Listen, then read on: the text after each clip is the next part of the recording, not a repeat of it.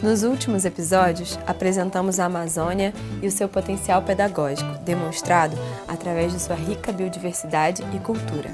Agora, nos voltamos para a prática. No módulo 1, apresentamos o roteiro para o seu projeto.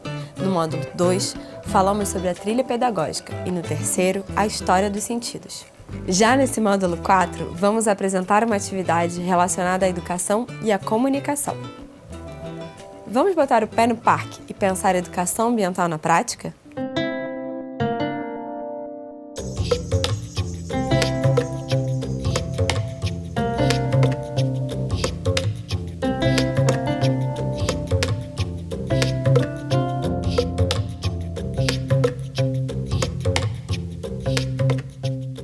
A educação ambiental ocorre naturalmente em muitas comunidades da Amazônia.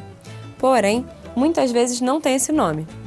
Os povos que vivem na floresta também são educadores ambientais. Muitos deles não passaram pela escola, nem pela universidade, mas o conhecimento transmitido pelos mais velhos aos mais novos sobre o ambiente acontece de forma natural. Podemos nos inspirar nesses educadores para atuar em qualquer parte do Brasil. O educador não necessariamente se reconhece como educador ou atua diretamente no ensino formal, em uma escola ou universidade. Ele pode estar em diferentes áreas e trabalhar com diferentes públicos, como, por exemplo, comunidades tradicionais. Mas como quem está longe pode aprender com comunidades da Amazônia? Certamente, a forma mais efetiva de aprender com alguém é tendo contato direto, pessoal, conversando, perguntando, observando e interagindo. O desafio é que a Amazônia não é um local de fácil acesso para a maioria dos brasileiros. Entretanto, existem formas de aprender com o outro sem contato presencial. Esse curso é uma delas. Graças à tecnologia, conseguimos oferecer uma experiência para pessoas de diversos locais do país. Por isso, temos uma prática interessante, chamada educomunicação. Você já ouviu falar em educomunicação? O nome já diz, é uma prática que une educação e comunicação. Pode ser entendida também como conjunto de ações para criar e fortalecer sistemas comunicativos em espaços educativos. Estes podem ser presenciais ou virtuais, como escolas, centros culturais e rádios comunitárias. A educomunicação é uma construção coletiva de novos saberes e formas de comunicar. Ela acontece em ambientes formais ou informais de aprendizagem. Mas como se dá a educação ambiental nesse contexto? Sobre a educação ambiental, convidamos a educadora Isolena Garrido, da comunidade Tumbira, para nos contar um pouco sobre como é praticada na Amazônia.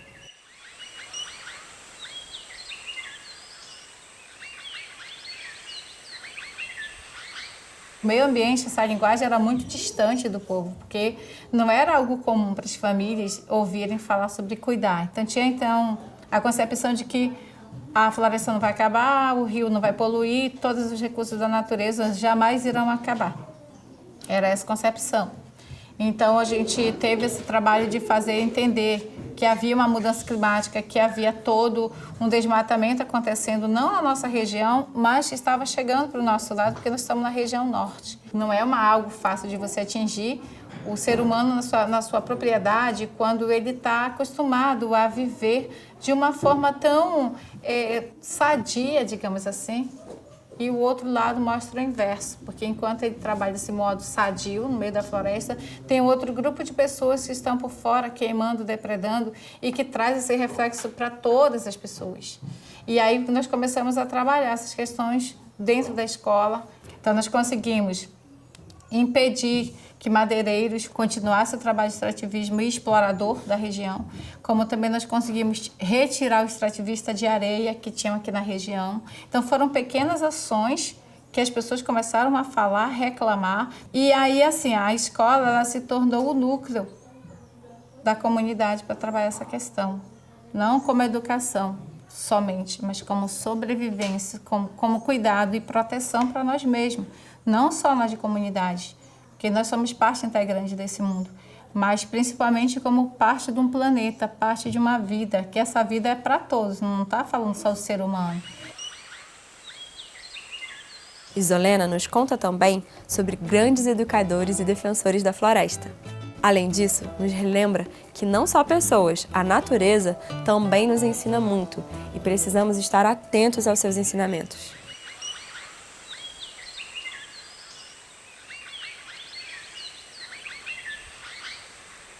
A desvalorização do meu povo pelas nossas atividades e o nosso modo de viver que me impulsionou muito e até hoje me impulsiona a continuar lutando e brigando por essas causas. Não brigando como confronto, mas brigando pela valorização do ser humano principalmente. Se a pessoa não sabe ler, ela não sabe escrever, mas ela domina todo o conhecimento de agricultura melhor do que um técnico formado, esse é o cara, esse é o mestre. Então, para cada área tem um mestre específico naquilo que sabe fazer. E eu acho que é isso que a gente precisa enxergar, o que cada um sabe fazer e valorizar. Valorizando dá para cuidar. E cuidando todo mundo tem. Então, são elos seguros. E se um desses elos quebrar, quebra para todo mundo também. A natureza, ela é a vida. Então, se alguém quiser aprender, ficar um pouco dentro da natureza para aprender com ela. Que há uma sintonia. A natureza, por si só, ela já é a própria vida. Só que o homem parece que não conseguiu muito entrar em sintonia com essa natureza. Mas a natureza, ela conseguiu juntar e ter a sensibilidade de manter todo mundo, homem, animais de todas as espécies, vegetais, água, peixe, todas as coisas juntas num ciclo só. Porém, infelizmente, a gente, como ser humano, não consegue ver essa sintonia, né? A mesquinhez, o egoísmo, o individualismo, ela reflete muito no ser humano. Ela desliga a existência dela com a natureza. Então, nós sabemos que a natureza, sem o homem, ela vive maravilhosamente bem, mas o homem não consegue viver sem essa natureza, porque ele depende exclusivamente da natureza para tudo.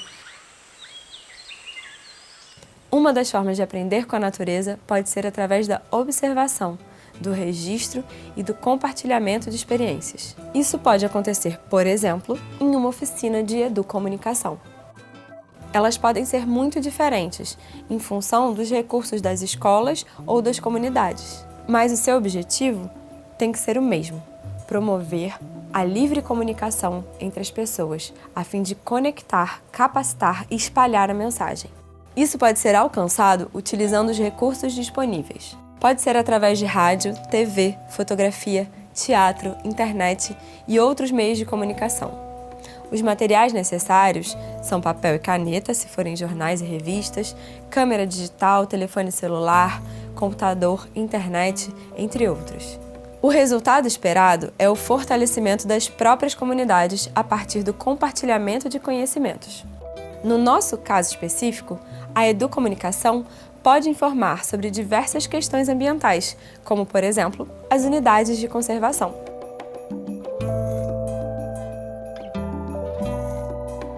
Agora, vamos listar os passos necessários. Formar um grupo de estudantes para pesquisar sobre o parque mais próximo, pedir aos estudantes para discutirem a informação que encontraram, fazer o levantamento de questões relacionadas ao parque, identificar o público-alvo a quem deseja enviar a mensagem, preparar o material de acordo com o meio de comunicação escolhido. Hoje em dia, dispomos na internet de muitas ferramentas e plataformas para nos comunicar. Sites, blogs, vlogs, podcasts são só algumas. Wikiparks é uma plataforma interativa, dedicada a quem quer compartilhar seus conhecimentos, explorar e debater sobre nossos parques nacionais e áreas protegidas. Os estudantes podem preparar todo o material e publicar no Wikiparks as fotos e textos do parque escolhido. A ideia principal do Wikiparks é colaborar para proteger. A educação ambiental nas unidades de conservação é mais do que aprender sobre a natureza. É uma estratégia de conservação pela oportunidade de viver experiências inesquecíveis. Coloque o pé no parque ou se conecte com ele e entenda um pouco mais sobre a Amazônia, esse bioma que apaixona pessoas do mundo inteiro e que nós, brasileiros, temos que conhecer cada vez mais. Chegamos ao fim de uma série de 4 módulos do nosso curso de Educação Ambiental Pé no Parque.